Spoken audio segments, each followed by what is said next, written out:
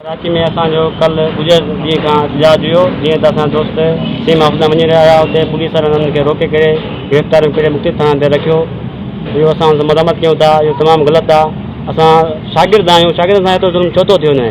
असां उनखां पोइ असां सख रेंज में सभु मरला पास कया, physical, written, interview, verification. Merit ते आहियो? जी सर, बिल्कुलु IBA जे थ्रू, IBA जे थ्रू।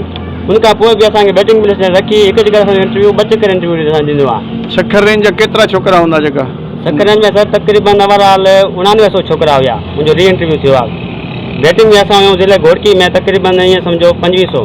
असांजा जेको हाणे दोस्त फाइनलिस्ट उन्हनि जी जारी थी आहे। फाइनलिस्ट खां पोइ सिंध में इहा पॉलिसी हले थी त फाइनलिस्ट खां पोइ उन्हनि खे वेटिंग लिस्ट जारी करणी हुई।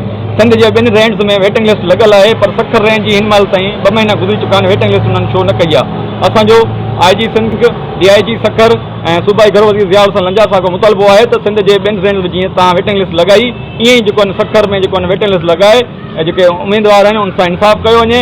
उन सां गॾु जेके बि सिंध में ऑल ओवर कैंडिडेट्स वेटिंग में वेठल उन्हनि खे फौरी तौर ते ऑर्डर ॾिना वञनि। जॾहिं त तव्हां पाण दावा करे चुका आहियो त 50,000 वैकेंसी खाली आहे, जेकॾहिं खाली आहे त फौरी तौर ते जेके बि 11-12,000 सिंध में ऑल ओवर वेटिंग कैंडिडेट वेठा आहिनि उन्हनि खे फौरी तौर ते ऑर्डर ॾिना वञनि ऐं असांजी परेशानी ख़तमु कई वञे। कराची में जेको तशद्दुद थियो आहे उनजे बारे में गुज़िरियल ॾींहुं असांजा दोस्त हुते 5 ॾींहंनि खां एहतजाजी पुरमन एहतजाजी कैंप ते वेठल हुआ। कल गुज़िरियल ॾींहुं पुरमन एहतजाजी रैली कढी आहे। उन ते जेको आहे कराची पुलिस जेको आहे डमरजी पई आहे, मथां जेको आहे उन्हनि ते तशद्दुद कयो आहे। उन सां तशद्दुद करे गिरफ़्तार करी कराची जे मुख़्तलिफ़ थाणनि ते उन्हनि खे रखियो अथसि।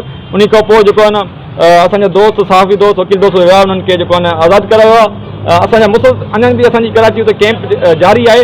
असांजो सिर्फ़ु हिकु ई सिंपल मुतालबो आहे त ऑल ओवर सिंध में जेके बि वेटिंग कैंडिडेट्स आहियूं, असां टोटल सिंध में तक़रीबन 11-12,000 आहियूं। जॾहिं तव्हां वटि 50,000 वैकेंसी आहे त 11-12,000 नौजवाननि खे तव्हां छो था ज़लील कयो रोडनि ते, छो था उन्हनि खे जेको आहे थाबनि धिकनि में रखो। महिरबानी करे उन्हनि खे जल्द ऑफर ऑर्डर ॾिना वञनि।